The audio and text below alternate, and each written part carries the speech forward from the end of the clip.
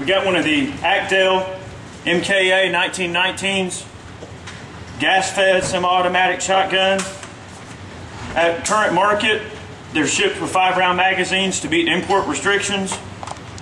Pretty cool gun. It's loosely based around the 1100 platform, the Remington 1100. A lot of the accessories are interchangeable. You can see that we have a tactical window latch in place of the factory latch, which is kind of neat. The manual of arms is the M16's virtually the same safety, same bolt release, loosely based around it. Same overall sight arrangement. See how it runs.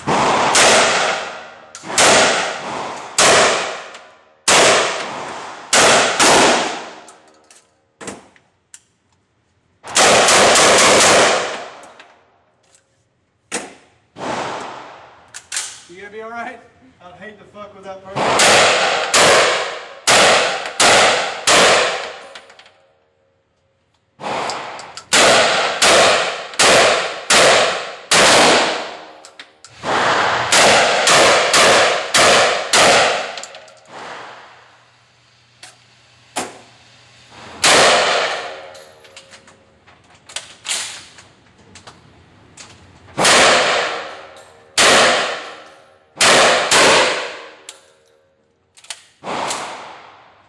How you like that? Pretty good, I guess. Pretty cool?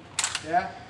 Yeah, the only real complaint that I have with this gun, overall, I don't like the bedazzlement on the safety. Let's have a look at that. You don't like it? No. I got this on my cell phone. Yeah, I mean, if I was gonna, rob the Grand Ole Opry, I could understand. Or maybe if I was Paris Hilton, I might want that bedazzlement on there, but I don't fit either one of those That's particular tactical, scenarios. though. That's tactical. Very tactical though. That's tactical bejazzles. Yep, it is. What am I shooting out of here? You're shooting 2 3/4 Magnum S&B buckshot. All right. Pretty stout load. Max load. What's that? 12 pellet max load.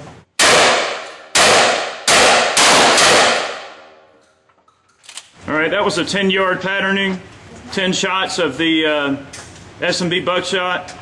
That's not too bad. It's hitting a little low, but that's pretty much all in the kill zone there.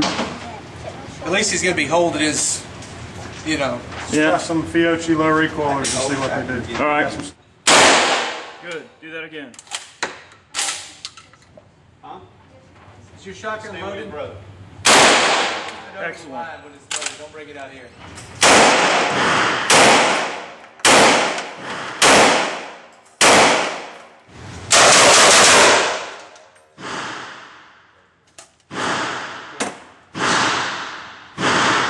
Trigger needs a little work. Oh, yeah. It's definitely not like a Sega trigger. No, not quite as controllable either.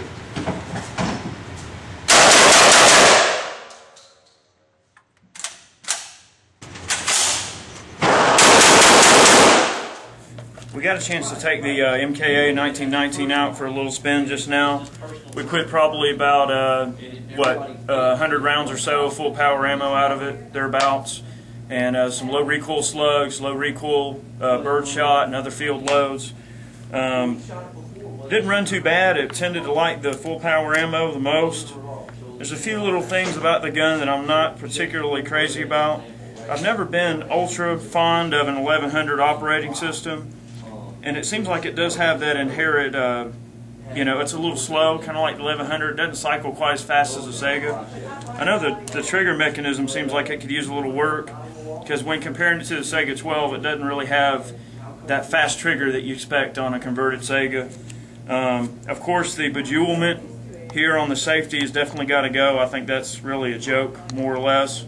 One of the minor qualms that I have about the gun in general, because you're used to the manual arms of an AR-15, if the bolt is allowed to ride forward and you dry fire the weapon can be put on safe, which may not seem like a huge deal to a lot of people, but to me it's just one of those things that the safety just in itself to me feels a little cheap overall.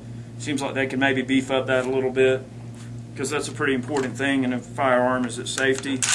Other than that, the manual arms is relatively similar to an AR. One thing that Ray mentioned on this earlier that I think is a good thing for them to consider is also the actual mag release catch override. Basically, if you slap on the mags too hard, the actual magazine movement is pretty much stopped by the safety latch. So if you slap on it too hard, when that latch engages, you could definitely damage it if you hit it too hard and/or damage your magazines.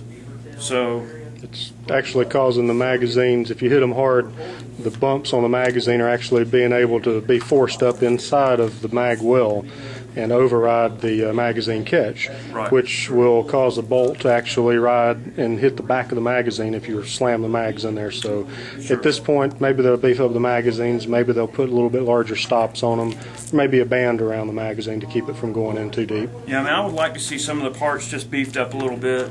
I mean, like the overall sight and everything, just, you know, you've got all polymer right here. I'd like to see that maybe beefed up a bit. The receiver is aluminum, so it's nice and lightweight. I like that fact of it. I mean, it's a nice shotgun. I think it's got a lot of potential. It seems to be built well, and I mean, it's engineered well. It's put together with quality materials, and I think that once a lot of the aftermarket accessories and tinkerers, such as me and Ray, start really hitting on this thing hard, I think we might be able to have some really interesting little accessories for this thing. So we'll see how that goes, and we'll keep you in the loop as to, you know, what develops with this shotgun.